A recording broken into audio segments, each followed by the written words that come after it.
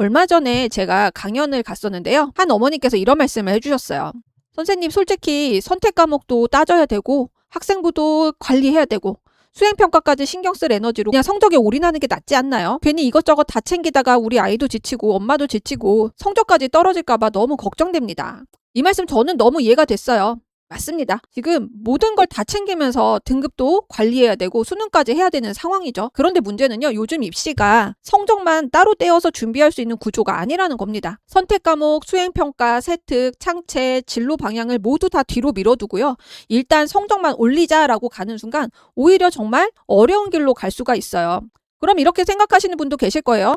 아, 나는 그런 전략 다 모르겠고 우리 아이는 무조건 의대 보낼 거예요. 그러면 내신 100으로만 뽑는 교과 100에 수능 최저만 있는 데만 쓰면 되지 않나요? 맞습니다. 정말 그렇게 타겟을 정하면 학생부는 아예 빼고요. 오로지 내신하고 수능 이렇게 두 가지만 파면 돼요. 실제로 2028 의대 전형을 보면요. 면접도 서류도 학생부 정성평가도 없이 딱 교과 성적 100에 수능 최저만 보는 전형이 있어요. 교육을 비추다라는 기사인데요. 그렇게 보는 대학이 가천대, 가톨릭 관동대, 동국대 와이즈, 순천향대, 충북대, 조선대, 제주대, 영남대, 전북대까지 대학으로는 9곳이고요. 전형 수로는 10개예요. 그래, 우리 아이는 이 10개만 노린다 하고 못을 박으면 이론적으로는 학생부 신경 안 쓰고 내신과 수능만 해도 되는 거죠. 그런데요, 전국의 그 많은 의대 중에 이렇게 순수 교과 100으로만 뽑는 전형은 딱 10개뿐입니다. 나머지 의대는 어때요? 다 학생부 보고요. 다른 평가 장치를 둡니다. 그럼 우리 아이들은 어떨까요? 거래 장치가 없으니까 최상위 내신의 높은 수능 성적을 가지는 아이들끼리 그 좁은 자리를 정면으로 붙습니다.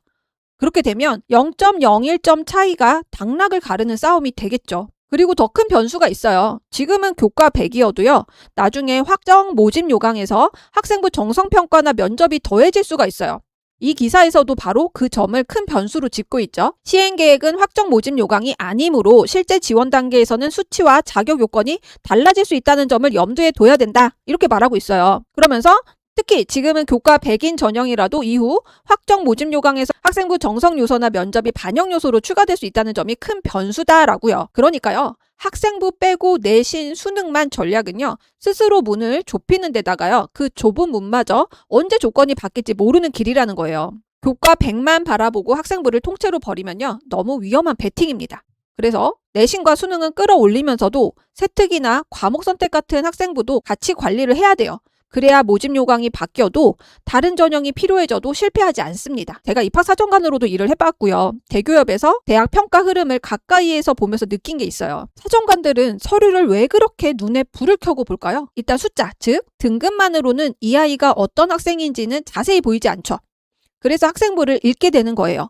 그 학생부에서 여러 가지 흔적을 찾습니다. 이 아이가 과연 우리 대학에 와서 공부를 잘할 학생인지를 판단할 수 있을 때까지 찾고 또 찾아요. 그래서 성적과 기록은 따로 갈 수가 없는 겁니다. 제가 말씀드리는 건요. 성적을 포기하자는 게 절대 아니에요. 성적은 당연히 중요하고요. 이 성적은 당연히 챙기면서도 우리 아이에게 가장 유리한 길을 찾는 전략이 필수가 되어버렸다는 겁니다. 지금 이 영상을 보고 계시는 부모님 중에는 예전에 학력고사 시대를 경험한 분도 계실 거고요. 저처럼 수능을 친 분들도 계실 거예요. 학력고사 시대에는 공부의 중심이 교과서 중심이었어요. 그래서 정확히 알고 반복하고 시험장에서 실수 없이 푸는 힘이 매우 중요했고요. 수능 시대가 오면서 입시가 조금 달라졌죠. 교과서 안에서만 문제가 나오는 게 아니라 낯선 지문도 나왔고요. 새로운 자료도 나오고 사고력과 독해력이 중요해졌습니다. 제가 수능을 보던 시절에도 지금으로 치면 국어에 해당하는 언어 영역이 꽤 어려웠던 시절이었어요. 분명히 단순 암기로만은 안 되는 시험이었고요. 긴 지문을 읽고 맥락을 파악하고 보기 속에서 가장 적절한 답을 골라내야 되는 시험이죠. 그런데 돌이켜보면 그래도 본질적으로는 여전히 시험장에서 정답을 고르는 평가라는 겁니다. 학력평가든 수능시험이든 어때요? 하루의 시험으로 입시의 큰 방향이 다 결정이 되었고요. 보기 중에서 답을 찾고 그 점수로 줄을 세워서 우리는 대학을 가는 구조였어요. 그러다 보니 우리 부모님 세대의 머릿속에는 아주 자연스럽게 이런 입시 공식이 남아있는 거예요. 공부 열심히 해라. 문제 많이 풀어라. 시험 잘 봐라. 성적 올려라. 이 말이 틀렸다는 뜻이 아닙니다. 저도 그렇게 입시를 지나왔고요. 그 방식 안에서 공부를 했고요. 그 기준으로 성실함을 배웠어요. 다만 지금의 입시는 그 공식만으로는 설명되지 않는 방향으로 바뀌고 있다는 거예요. 지금의 입시 평가 방향이 바뀐 건요. 입학사정관제와 학생부 종합전형이 등장하면서부터예요. 이때부터 대학은요, 단순히 점수만 보는 게 아니라 학생부를 보기 시작했어요. 제가 예전에 잠깐 교사로 근무하던 시절이 2010년대 초반이었거든요. 이때는 이명박 정부 시절이었어요. 그리고 그때 갑자기 입학사정관제가 매우 빠르게 확대가 되었습니다. 그리고 입학사정관제 초창기에는요, 지금의 학생부 종합전형과는 분위기가 많이 달랐어요. 그때 제가 강남구 관내에 있는 학교에 있었는데, 관내에 있는 학교들이 다 연합체를 만들어서 아이들 스펙 쌓아주는 활동을 진행을 했었습니다. 그래서 아이들이 기자단도 했었고요. 다문화 활동이라고 해서 음식도 만들고요. 정말 다양한 활동들을 했어요. 이렇게 학교 안에 기록만 보는 구조가 아니어서 대학마다 어때요? 자기소개서도 다 받았고요. 교사 추천서도 받았고요. 포트폴리오, 활동 증빙 자료까지 매우 폭넓게 보던 시기였어요. 그러다 보니까 학생과 학부모 입장에서는 얼마나 많은 활동을 했는지가 너무 중요한 거였어요. 그리고 얼마나 화려한 스펙을 쌓았느냐가 중요하게 느껴질 수밖에 없었어요. 그래서 그때 저희 학교에 있었던 서울대 원서 쓰던 학생이 자기의 포트폴리오를 A4 박스에 넣어서 보냈던 기억도 있습니다. 그리고 입학사정관제에 대한 여러 가지 문제 제기가 이어졌어요. 그래서 한때는 폐지론도 있었고요. 그러다가 박근혜 정부 시기에 이 대입전형 간소화 흐름 속에서 2015학년도부터 입시부터는 어때요? 학생부 종합전형이란 이름이 본격적으로 자리를 잡게 됩니다. 이제는 학교 밖에서 쌓은 화려한 스펙이 아니라 학교 안에서 학생이 어떻게 배우고 질문하고 성장했는지를 보겠다는 방향으로 이때부터 바뀐 거예요. 그리고 2028 대입은 어떤가요? 수능에서 선택 과목이 사라지죠. 그리고 탐구도 고1 때 배웠던 통합사회 통합과학을 문이과 상관없이 보고요. 내신은 9등급제에서 5등급제로 바뀌는 등 많은 변화가 있죠. 결국 점수만으로는 학생을 선발하는 게 어려워졌기 때문에 대학은 어때요? 학생부 안에 과목 선택, 수행평가, 세특, 창체 이런 부분들을 더 들여다볼 수밖에 없습니다. 근데 이 흐름이 이미 나오고 있잖아요. 정시에서도 학생부를 반영하는 대학들이 많이 늘어나고 있고요. 교과 전형에서도 단순히 내신 숫자만 보는 게 아니라 학생부를 함께 평가하는 흐름이 나타나고 있는 거 다들 아실 거예요. 그러니까 이제 학생부는요, 수시에 학생부 종합 전형으로 가는 학생만의 문제가 아니라는 거예요. 그러니까 당연히 과목 선택도 대충 할 수가 없고요. 지필고사와 함께 반영 비중이 큰 수행평가도 무시할 수가 없죠. 그리고 이 모든 것들이 우리 아이의 공부 방향을 보여주는 자료가 될 수가 있습니다. 그래서 지금 우리 아이들한테 그냥 성적만 좋으면 돼. 전 과목 다 잘해야 돼. 나중에 고3 때 가서 입시 준비하면 돼. 이렇게 말하기가 점점 어려워지는 거예요. 제가 요즘 학부모님들과 입시비서 수업을 하면서 가장 많이 느끼는 게 뭐냐면요. 부모님들이 정보를 몰라서 힘든 게 아니라는 겁니다. 정보는요, 이미 너무 많아요. 조금만 검색해도 쏟아집니다. 문제는 그 정보 속에서 우리 아이에게 필요한 것과 필요하지 않은 것을 구분하기가 어렵다라는 거예요. 그래서 어떤 부모님은 모든 걸 다 챙기려고 하죠. 활동도 다 해야 되고 내신도 수능도 수행평가도 세특도 독서도 모든 걸 다 챙기려고 합니다.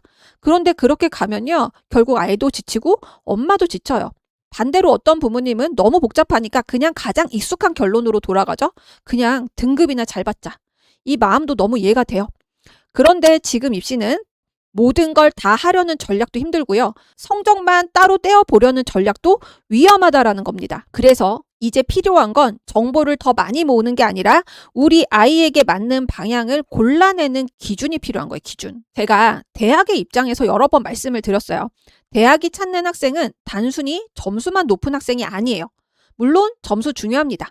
그런데 대학이 보고 싶어하는 방향이 있어요. 그 방향에 맞춰서 학교 생활 안에서 작은 전략을 적용하면 돼요. 이건 엄청난 비법이 아닙니다. 이미 대학은요, 어떤 학생을 뽑고 싶은지 그런 방향을 다 공개해놨어요. 그래서 우리 아이가 학교 생활을 하는 그 안에서 작은 전략들을 적용해보면 되는 거예요. 그런데요, 이 작은 전략이 나중에는 큰 차이를 만들 겁니다. 그렇기 때문에 적용할 수 있는데 적용하지 않을 이유가 없죠. 예를 들어요, 어떤 최상위권 학교에 합격한 학생이 있어요. 그런데 예전에 우리 학력평가 수능세대 방식으로 보면요. 공부를 매우 잘하는 학생은 아닐 수가 있습니다. 그런데 만약에 그 아이가요. 어떤 특정 주제에 유난히 관심이 많았고 수업 시간에 그 주제로 질문을 만들었고 수행평가에서는 자기 생각을 담아 보고서를 썼고요. 발표를 통해 친구들과 토론했고요. 그 과정이 세특에 잘 남는다면 그 아이는요. 단순히 점수만으로는 보이지 않는 강점을 보여줄 수가 있어요. 너무나도 당연하지 않을까요? 대학은 우리 학과에 와서 적응 잘하고 4년 동안 공부를 열심히 할 학생을 뽑는 곳이에요. 이게 바로 고교학점제와 학생부 중심평가 안에서 우리가 봐야 되는 기회입니다. 저는 고교학점제를 무조건 나쁘다라고만 말하고 싶지는 않아요. 분명히 복잡하고요. 제도가 아직 정착이 잘 안 됐고요. 학교마다 차이도 큽니다. 그리고 정보를 잘 아는 집과 모르는 집 사이에 격차가 생길 수도 있어요. 이런 부분은 분명히 문제예요. 그런데 동시에 이 제도 안에는 기회도 있습니다. 그리고 저는 이 부분에서 부모님들이 너무 겁먹지 않으셨으면 좋겠어요. 복잡하다는 건 반대로 말하면 길이 하나만 있는 게 아니라는 뜻이기도 해요. 예전에 저희처럼 학력고사, 수능처럼 한날 한시에 치르는 시험으로 성적대로 줄을 세우고 모두가 똑같은 길에서 똑같이 줄 서는 방식만 있는 게 아니라요. 우리 아이에게 맞는 과목, 맞는 활동, 맞는 질문을 찾아갈 수 있는 여지가 생긴 거예요. 물론 가만히 있으면 기회가 오지 않습니다. 하지만 방향을 알고 조금씩 훈련하면 충분히 우리 아이들에게 유리한 길을 만들어줄 수 있어요. 지금이 몇 학년이더라도 늦지 않았습니다. 처음부터 완벽하게 하지 않아도 돼요. 우리 아이의 관심사 하나를 제대로 읽어주고요. 그걸 과목과 연결해 보고요. 수행평가에서 작은 질문 하나를 만들어 보는 것부터 시작할 수가 있어요. 아이한테 갑자기 대뜸 야, 너 무슨 과 갈 거야? 너 꿈이 뭐야? 하고 물어보세요. 그럼 열의 앞은 몰라요. 아니면 의대요. 컴공이요. 어디서 들은 말로 끝나버려요. 진로는 원래 학과 이름에서 시작되는 게 아니거든요. 그래서 제 입시비서 수업에서 가장 먼저 하는 게 바로 이겁니다. 학과부터 정하는 게 아니라요. 우리 아이가 어떤 아이인지부터 읽는 거예요. 뭘 좋아하는지, 뭘 잘하는지, 뭘 자꾸 오래 붙잡고 있는지 그 흥미와 성격, 가치관 속에서 반복되는 키워드를 먼저 찾는 겁니다. 근데요, 그게 우리 부모님 눈에는 정말 별거 아닌 것처럼 보일 수 있어요. 아이가 맨날 쇼츠 보고 게임하고 아이돌 좋아하고 굿즈 사 모으고 MBTI 이야기하고 친구들이랑 맨날 만나고 그쵸? 무슨 공부야 싶죠? 그런데 여기서 한 번만 멈춰봐 주세요. 아이가 좋아하는 걸 그대로 진로라고 하자는 게 아니에요. 게임 좋아한다고 게임학과 가라는 게 아닙니다. 그 안에 반복되는 키워드를 뽑아보자는 겁니다. 일단 쇼츠를 좋아하면 그냥 영상 좋아하는 아이가 아니라 미디어, 알고리즘, 심리, 소비문화 같은 키워드가 숨어 있을 수 있고요. 게임을 좋아하면 몰입, 보상구조, 확률, 협업, 공정성 이런 키워드가 숨어 있을 수 있어요. 아이돌이나 굿즈라면 팬덤, 소비심리, 한정판 문화산업, MBTI나 친구 이야기를 자주 하면 자기 이해, 관계, 또래 문화, 심리 이런 숨은 키워드를 찾아내는 것이 핵심입니다. 이게 첫 단계예요. 그러니까 관심사를 바로 학과로 들이밀지 말고 먼저 키워드로 정리하는 것이에요. 그래야 우리 아이가 좋아하는 거, 잘하는 게 또렷하게 보여요.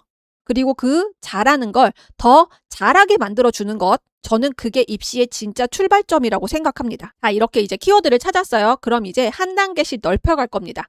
먼저 커리어넷 같은 진로 사이트 있죠? 우리 다 잘 알고 있는 이런 사이트에서 키워드와 닿는 직업과 학과를 가볍게 둘러볼 거예요. 그리고 고용24에서는 그 직업이 실제로 뭘 하는지 어떤 역량이 필요한지도 볼 수가 있어요. 그리고 여기서 중요한 건요. 아이한테 직업을 정하게 하는 게 아니에요.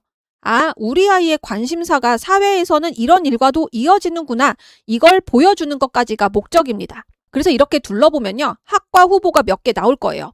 그럼 그걸로 전략을 짤 겁니다. 일단 가장 끌리는 우선학과를 하나 정하고요. 결이 비슷한 서브학과를 2-3개 옆에 둘 거예요. 너무 한 학과에만 올인하지 않고 같은 키워드로 묶이는 학과들을 한 묶음으로 보는 겁니다. 그 다음이 제가 수업에서 제일 강조하는 부분이에요. 바로 역방향 설계예요. 일단 그 학과가 원하는 게 무엇인지를 살펴봐야 돼요. 그 답은 대학의 전공 가이드북, 학과 홈페이지, 그리고 교육과정표가 있습니다. 이걸 펼쳐서요. 대학에 가면 실제로 뭘 배우는지부터 보는 거예요. 이렇게 도착지를 먼저 확인하고 거기서부터 거꾸로 고등학교 3년을 설계하는 겁니다. 그러면 2가지가 자연스럽게 풀려요. 첫 번째는 수행평가 주제가 보일 거예요. 두 번째는 과목 선택이 달라질 거예요. 대부분 과목 선택을 이수, 그러니까 뭘 들어야 하지로 보죠. 그런데 도착지를 알면 설계가 됩니다. 이 학과로 가려면 어떤 과목을 어떤 순서로 듣는 게 유리한지가 보이거든요. 그리고 여기서 현실 감각을 꼭 더해야 돼요.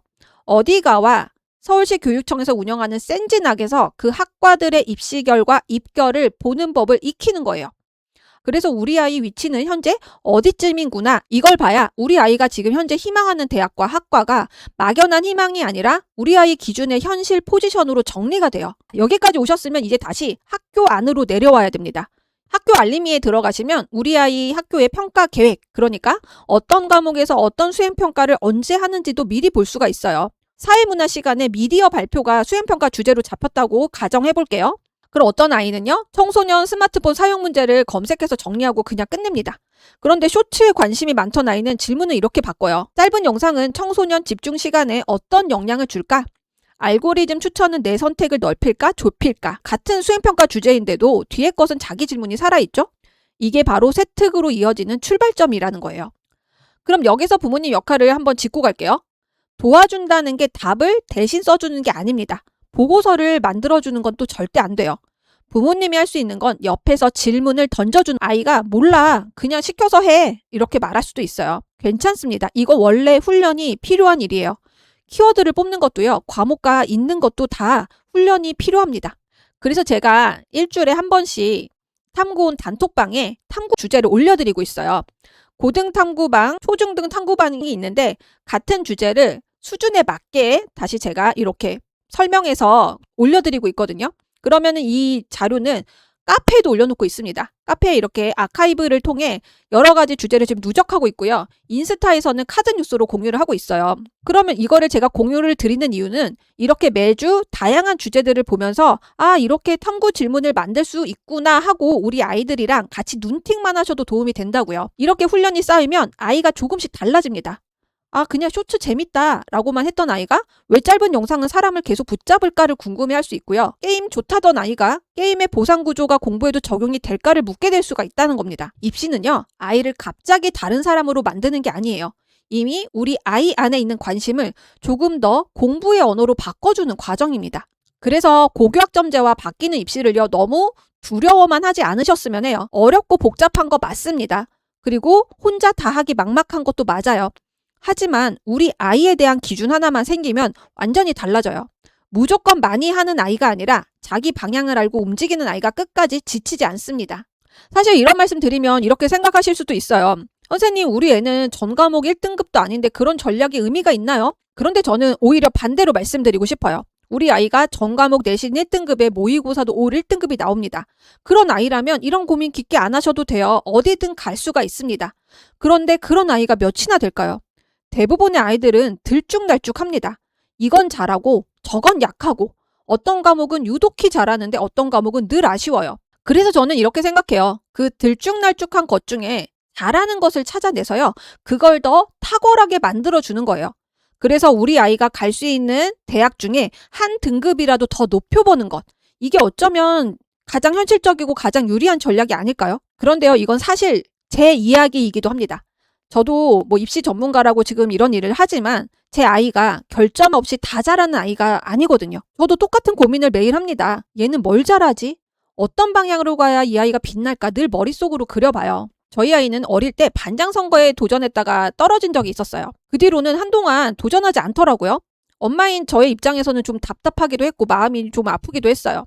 혹시 그때 떨어졌던 게 상처가 됐나? 자신감을 잃은 건 아닐까? 그런 생각이 들었어요. 그런데 어느 날 보니까 자기가 체육부장이 됐다라는 거예요. 처음에는 그냥 역할 하나 맡은 줄 알았는데 알고 보니까 나름 아이들 투표로 뽑힌 자리였어요. 그때 제가 조금 다르게 보게 된 건 이거예요. 이 아이는 꼭 반장이 아니더라도 자기가 잘할 수 있는 자리에서 인정받고 있구나. 이 아이만의 리더십이 있구나. 그때부터 저는 아이를 볼 때 왜 반장에 도전 안 하는 거야? 한번 해보지. 왜 저 길로 안 가지? 이런 게 아니라 이 아이는 어떤 자리에서 빛이 나는 아이일까를 더 많이 생각을 하게 됐어요. 그리고 솔직히 말씀드리면 저도 당연히 늘 좋은 엄마가 아닙니다. 아이한테 화내고요. 돌아서서 내가 왜 그랬을까 후회도 하고요. 나는 너무 부족한 엄마구나 자책도 많이 합니다. 그런데 그러다가도 결국 이 생각으로 돌아와요. 이 아이를 이 세상에서 가장 사랑하는 사람은 결국 부모잖아요. 누구보다 우리 아이를 너무 잘 알고 오래 지켜봤고 가장 깊이 아는 사람도 부모고요. 그래서 저는 그 마음 하나면 충분하다고 생각합니다. 완벽하게 키우지 못해도요, 아이를 계속 바라보고 다시 이해해 보려는 마음, 그 마음이 결국 우리 아이의 방향을 찾아가는 가장 중요한 힘이 되는 거예요. 특히 요즘은 이 고민을 더 자주 하게 돼요. AI 시대잖아요. AI가 웬만한 건 다 해줍니다. 그래서 자꾸 묻게 돼요. 이런 시대에 대체되지 않고 살아남는 아이는 대체 어떤 아이일까? 우리 아이가 가진 고유한 역량은 뭘까? 당연히 정답이 있지 않습니다. 저도 여전히 고민하고 계속 그려보는 중이에요. 그런데 다만 한 가지는 분명해요. 그 고유한 역량은요, 이 아이가 유난히 깊이 파고드는 그 지점에서 나온다는 겁니다. 성적을 포기하자는 게 아닙니다. 성적을 더 똑똑하게 챙기면서 그 위에 방향을 얹자라는 거예요. 정리를 한번 해드려 볼게요. 일단 우리 아이의 관심사를 읽고요. 키워드를 정리해보고요. 직업과 학과로 넓혀보고요. 역방향으로 과목과 수행평가를 설계해보고요. 입결로 현실 포지션을 잡아보는 겁니다. 이 과정이 쌓이면 아이의 학교 생활은 그냥 흘려보내는 시간이 아니라 입시 안에서 의미 있는 기록으로 남을 거예요. 그리고 마지막으로 이 말씀을 꼭 드리고 싶어요. 우리 입시 안에만 갇히지 않았으면 좋겠습니다. 입시는 너무 중요하죠. 눈앞의 현실이고 피할 수 없는 관문이에요. 그런데 입시는 우리 아이 인생의 한 정거장이지 종착지가 아닙니다. 우리 부모님들 다 잘 아시잖아요. 대학 가는 그 순간이 끝이 아니라 오히려 거기서부터 진짜 긴 인생이 시작이 되잖아요. 그래서 저는 우리 아이들이 키워드를 찾고 과목을 설계하고 수행평가를 고민하는 이 모든 과정이 단지 대학 잘 가려고 하는 일만은 아니라고 생각을 해요. 우리 아이가 무엇에 반응을 하는지, 어떤 지점을 남들보다 깊이 파고드는지를 찾아가는 그 과정, 이건 사실 우리 아이가 평생 자기 길을 찾아가는 연습이잖아요. 그러니 너무 조급해하지 않으셨으면 좋겠어요. 한 번의 등급, 한 번의 시험에 1위 1비 하기보다는요. 이 아이가 어떤 사람으로 자라고 있나를 더 길게 봐주세요. 오늘 우리가 함께한 이 작은 과정들이 당장은 학생부 한 줄을 채우는 일처럼 보여도요. 멀리 보면 우리 아이가 자기 인생을 스스로 설계하는 힘이 될 겁니다. 제가 늘 드리는 말씀이죠. 등급은 입장권이고 탐구력은 합격 티켓입니다. 그리고 그 탐구력은요. 합격을 넘어 우리 아이가 평생을 살아갈 진짜 무기가 되어줄 거예요. 그 명확함을 찾아가는 길을요. 혼자 하지 않으셔도 됩니다. 우리 아이가 무엇을 잘하는지, 어디로 가야 빛나는지 그 방향을 또렷하게 그려가는 일을 제가 끝까지 함께 도와드릴게요. 지금까지 이롤쌤이었고요. 오늘도 들어주셔서 감사합니다.